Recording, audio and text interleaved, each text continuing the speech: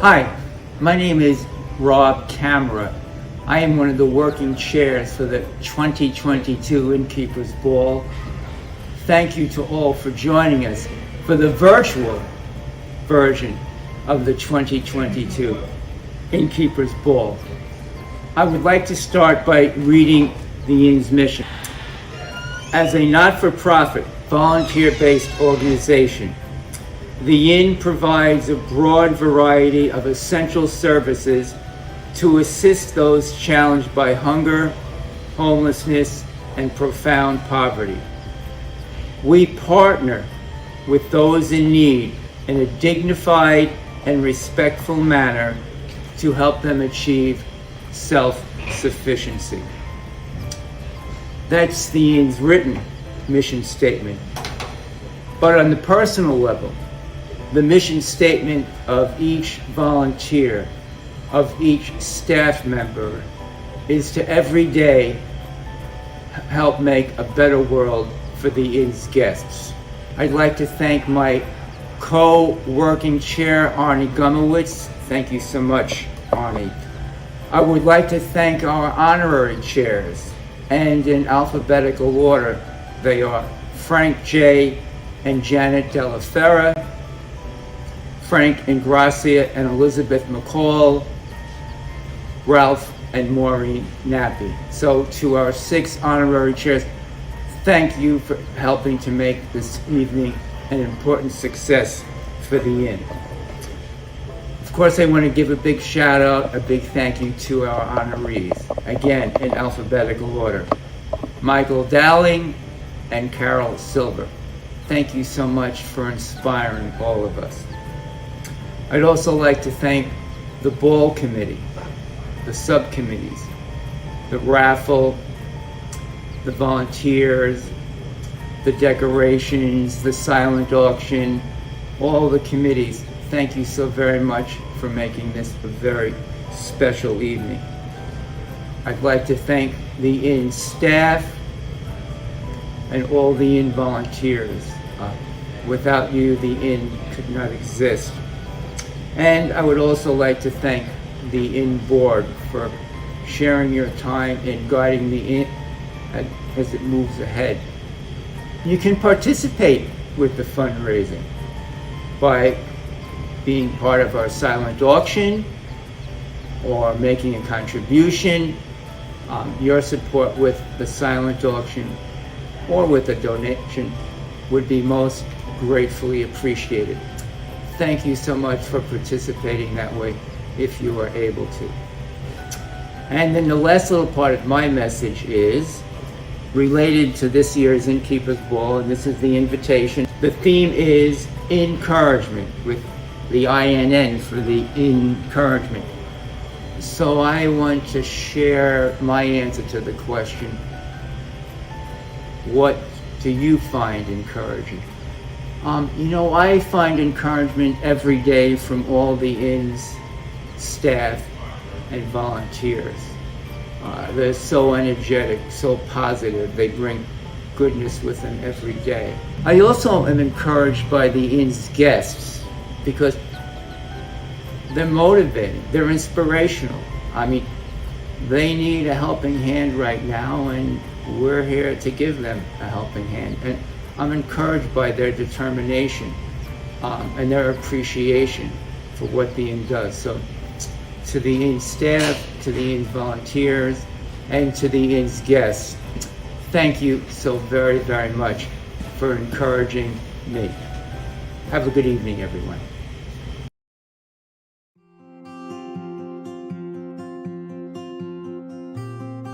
Welcome to the 2022 virtual INNkeepers Ball.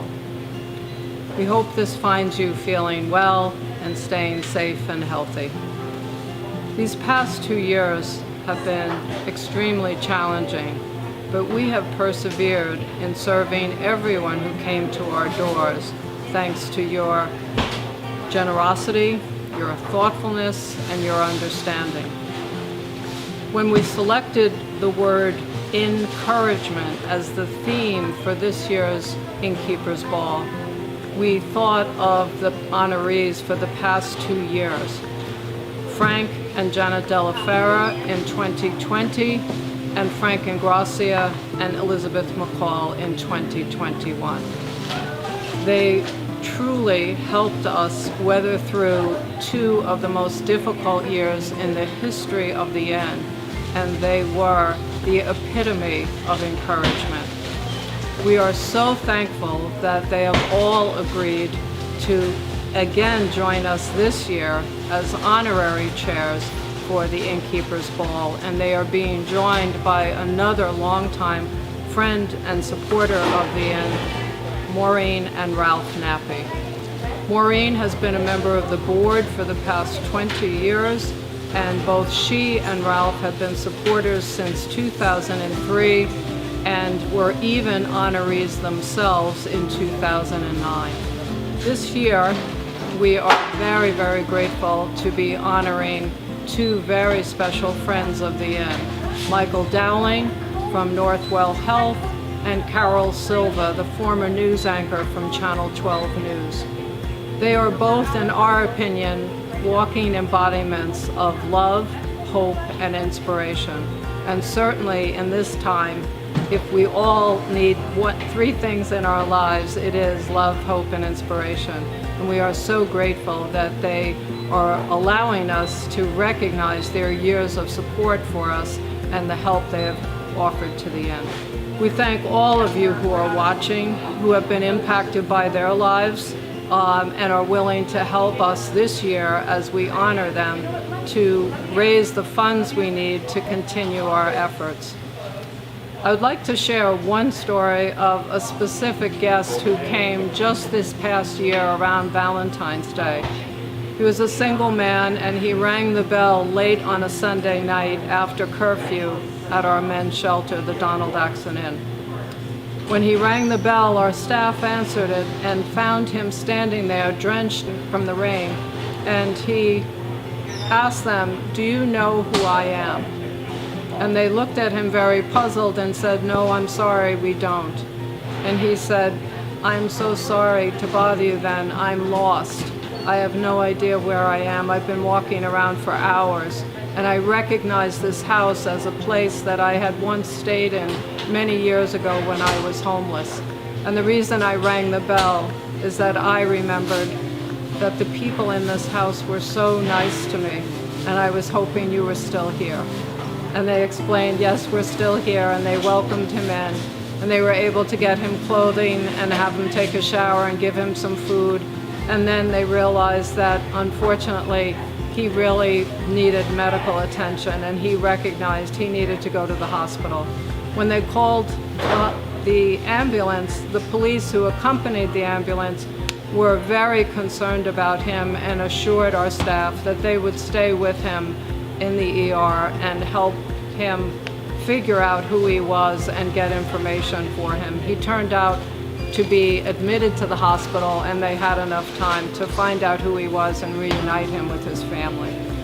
But in these past 2 years, in some ways, all of us have felt lost. And I'm just so grateful that all of you who stayed with the Inn and helped us during this time, or even those who had to turn away. We are grateful that if you are here able to help us again, that we can all get through this together. But we need to recognize that it's just a matter of time before the world will return to normal. And we need to make sure that none of the guests of the Inn ever feel lost.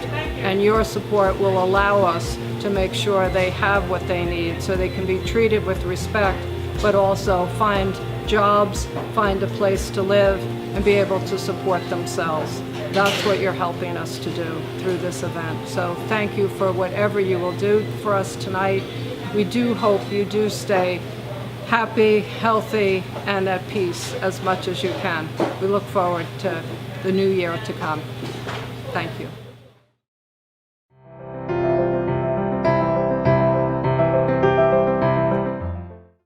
For 2022, at the Innkeepers Ball, we're happy to be honoring Michael Dowling, President and CEO of Northwell Health, for his exemplary leadership in providing world-class health care to Long Island and the New York region.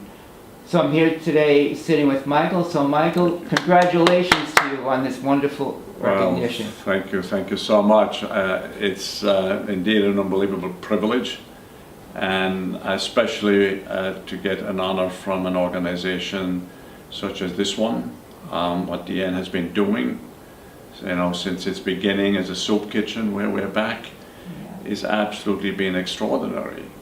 What's remarkable also is the relationship that Northwell has had with the Inn for, I believe, over 20 years, and a special relationship that occurred and partnership that occurred during COVID. COVID was an interesting experience because we've all learned from it. We look at our responsibility and our obligation differently, because what COVID did for many people is that it identified in a very clear way the needs that existed out in the community that many people may not have appreciated before that.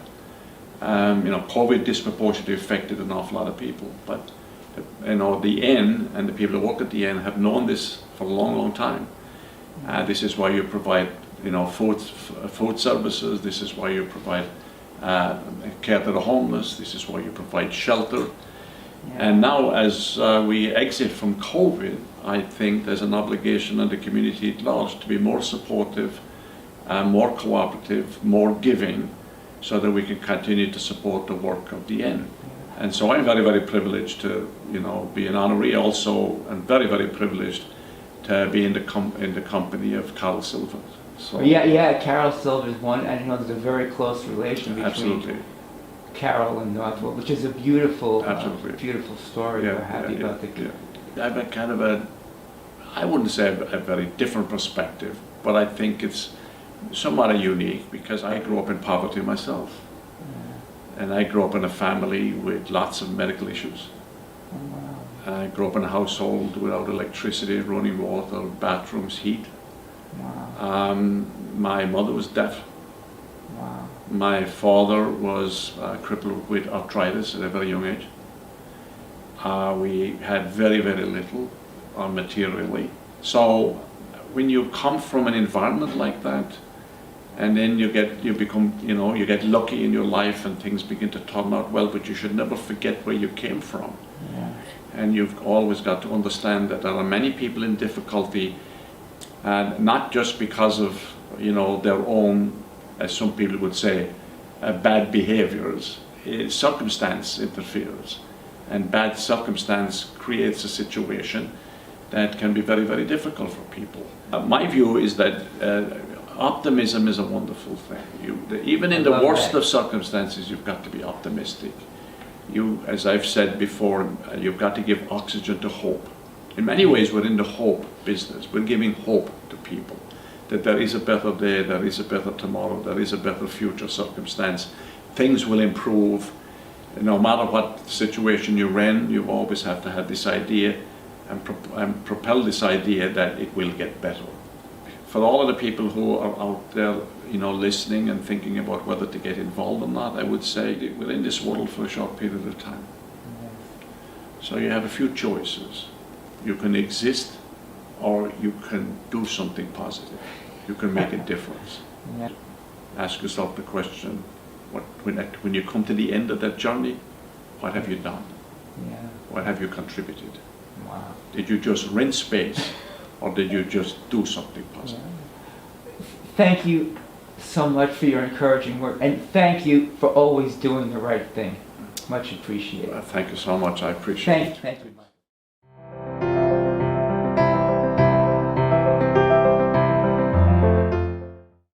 Welcome, Carol, again back to the Mary Brennan Inn, the largest soup kitchen here on Long Island, and all that we're able to do and have been able to do is because of the incredible thoughtfulness and generosity of all your efforts for many, many years. You have enlightened many Long Islanders about our existence, and we are thrilled and delighted to be honoring you this year in recognition of all of the efforts that you have extended on behalf of the guests. So I am thank so you. honored. I am so honored. And by your humble work and the work of all the volunteers here, I wish more people knew. I wish more people could see, because when you're here and you see, you can't help but feel it and understand it.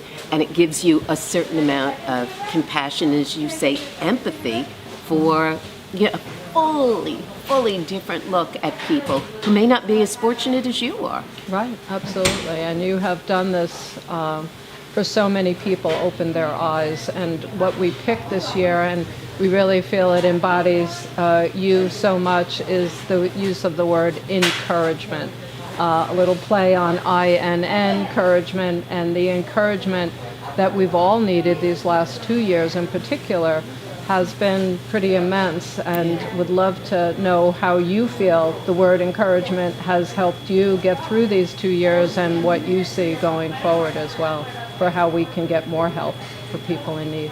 I think that, I had a conversation with a fellow just yesterday who told me that he had lost both of his parents during the pandemic. He said, I don't know my purpose anymore, because his purpose was to be young and have fun, and then his purpose was to help his parents as they got older, and now his parents are gone. What is his purpose? And I said, I think your purpose is the purpose of all of us. Our purpose here, our choice, if we so choose, is to grow our soul, because the more your soul grows, the more joyful you become.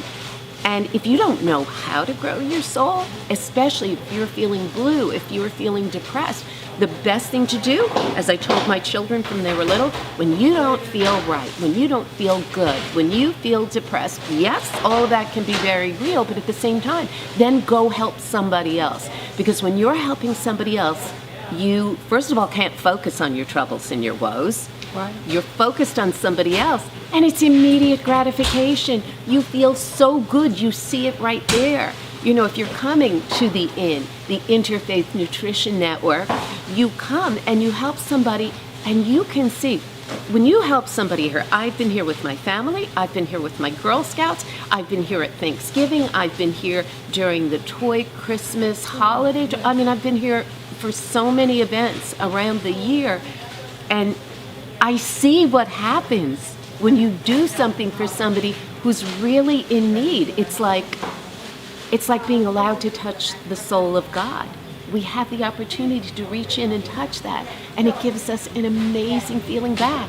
So if you don't feel good while you're growing your soul, go do something for somebody else. Right. It's one of my mantras, and this is the most incredible place to come to volunteer in person.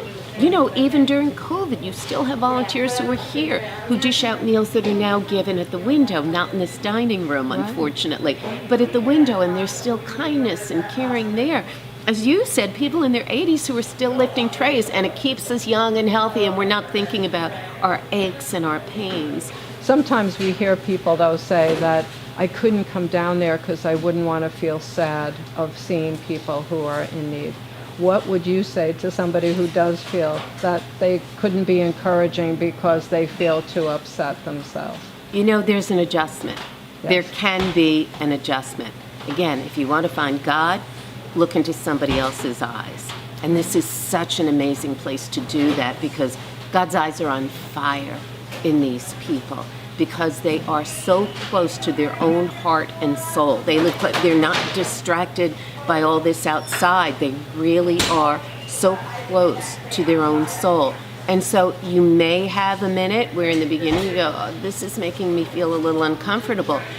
But then you get to be that close to what's most important in the world, and to help people in a way that you'll never have a chance to do. And then when you leave, the guy who cuts you off on the road or is beeping the horn behind you because you're driving here and you're at the light on the corner and you're saying, thank you, God, for that ability, for that gift of service. It was incredible. And somebody behind you is going, hey, come on, Carol, let's go. Okay, whatever. It's the best. People take drugs for that. This is the best drug for it. Absolutely. Helping other people. You've heard me talk about the INN for years on the air. And My daughter was up from Maryland. She lives in Maryland now. So this morning, she needed a good New York bagel before she got on the train, and she went back to her husband. And there was a woman in the bagel store who walked up to me and said, "I love you, I miss you, we miss you so much, we don't see you." And I have to tell you, that happens, and that feels great. But I said, when I left News 12, people say, are you sorry? Are you sad? No, I get to hang out with Elizabeth and Elisa whenever I want. And I feel like I did what I should do, that I was ready for my next chapter. And my next chapter involves doing for other people. I have the freedom to do more for other people. So thank you for all those days that you've spent with me. I feel your pain from the last 2 years. But if you want a little relief and release from the pain, go do something for somebody else. And the Interfaith Nutrition Network is just one way. You could do something as simple as when you see somebody on the street that normally, you might have turned your eyes from. Look at a stranger. Look at a stranger who may look like they don't count to a lot of people. And say good morning to that person. Say hello. Look them in the eye. Tell them just by your being that they matter, that they count. If you want to do something for me, that's the best thing that you could possibly do. And support the Inn. Thank you so much, Carol. We are so grateful for your years and years of support and for playing this very special role for us this year, because this is really a transition year, we hope, into one of optimism and looking ahead. But we need to carry on in the meantime, and thank you for inspiring us to do that. Thank you for the honor. Thank you, because it's very important. Yes. And I hope we've inspired you.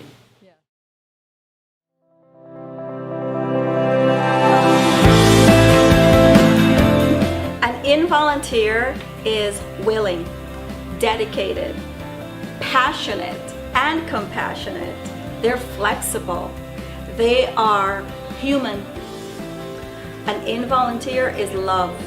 Volunteers in the soup kitchen typically can be found doing a variety of things. So there are actually 3 areas where I volunteer at the Inn. 2 days a week I'm here at NBI, the soup kitchen, and my primary responsibilities here are to distribute, depending on the day of the week, to distribute meals, pantry bags, or diapers and baby care items to the guests. I also work with the development department, and I assist in writing grant applications. And in the last year or so, I've been fortunate in being able to use my professional experience as an architect to help the Inn plan some upcoming capital improvement projects. And I started as part of the Speakers Bureau. The Speakers Bureau goes around and talks about the great services that the Inn does. From the Speakers Bureau, I began to work at Mary Brennan Inn as part of the kitchen crew, part of the cleanup crew. I've worked the pantry while I'm at the Inn. I've done diaper distribution. During the holiday, I did a lot of work at the main office, working with processing donations, sending out letters, and pretty much anything that anyone at the Inn needs help from me to do. I love being in this kitchen. That's one of my favorite areas. I would say cooking is my love language. And so for me, it means a lot that someone's gonna take what I created and it's gonna give them joy. It's gonna give them encouragement. It's gonna make them feel better. Food makes people feel better, and when you prepare it with love, people can feel that love. I believe, that's my belief. When COVID happened, it really threw a monkey wrench into our volunteer teams. It also brought to light how very dedicated volunteers are. There were those people who did not have those responsibilities, and so they stepped up. Well, the reason I decided to volunteer was because I'm a pastor. I pastor a church in Brooklyn, and because of the pandemic, we had to kind of close things down, and my instinct to want to help and serve was paused. I had to put that on pause for the Brooklyn church, but I live out here in Long Island. I live in this community here in Hempstead, and so I really wanted to find a way to serve. COVID has given us, the challenge of not having as many volunteers as before, but what it's done is that this small group of people have doubled in their power. and in the ability they affect, you know, the inn's overall mission. One of my favorite roles is actually the pantry, because right now the way we're distributing food, there's not as much interacting with the guests. When I do the pantry, there's a lot of interaction. We're in the garage, they're coming up to the door, I get to talk to them, I get to joke with them, and really get a feel for how they are and what they need. So that really is the one I enjoy the most. I really enjoy interacting, and I feel like it's important that when people are in need, that it's important that you make them feel like they're still a person, right? And not somebody that is a burden, right? So when they come to the window, I try to smile, make their day better with a smile. You know, I'm trying not to cry. I don't know why I get all emotional, but so I take great pride in it, being able to connect with the folks and make them feel good, and then serve them. Everything we do is appreciated and used by the guests, and it's very, very rewarding to see that the time that I put in as a volunteer really comes to a wonderful conclusion. One of the most touching things for me is when I listen to the way volunteers speak to our guests. They're very gentle, and you can often hear how a guest who comes to the window confused or annoyed would simply come right down because someone is speaking to them in a manner that's really mild and even sweet maybe. That's very touching to hear. Just a few times when we've been able to be at the window, and someone might be in a bad mood or something, and you say a word or you have an interaction that causes the person to smile. So that's happened a lot of times at the window, and every time we're able to give someone a smile, in addition to giving some food and some pantry items, for me has been what's encouraged my heart and kept me coming for a year now. Volunteers are able to find a connection with each other. Oftentimes when you assign them to the same task and they end up working in the same area. I do know that there's a term thrown around here a lot, the inmate. Inmates are volunteers who, when they come in, they often look for the next person. Oh, where is so-and-so? They're not here today? How come? What happened? I have a lot of explaining to do when there's a team member that's missing. I generally work on Mondays and Fridays, and I find that the team that I work with, we have become a team. The one person that I'll name that stands out is Patrick, who works on Monday. And the reason I say that is because when we first started working, we just gelled, like really immediately. And in our last discussion, he identified me as his inmate. So Patrick and I are on the Monday team. Okay. And basically, we are Monday. Okay, I'm gonna put it that way. I second that. Patrick, what's Monday like for you? I look forward to every Monday to hooking up with Sandra. Sandra is my inmate. I like that. I love that. And I look forward to every Monday to being there bright and early in the morning, and knowing that she and I are going to make it happen, and we have a lot of fun doing it, and it's really it makes my Monday. The other volunteers universally are wonderful. Everyone has their own assigned task, but we all work together as a whole to make sure that at the end of the day the job is done, and that we have been able to help the guests come to us for assistance. We just come from all different walks of life. Out there, we may do different things, but in here, we serve. And so that's an encouragement that no matter where we come from, we have a heart to serve, and we serve one another. I remembered a quote from a poet, an American poet, which said that the saddest thing in life is that the best thing in it should be courage. And it occurred to me that the word courage sits right in the middle of the word encouragement, or in our case, encouragement. Because at the inn, this is about courage. Our guests are courageous people, and our volunteers and staff are courageous.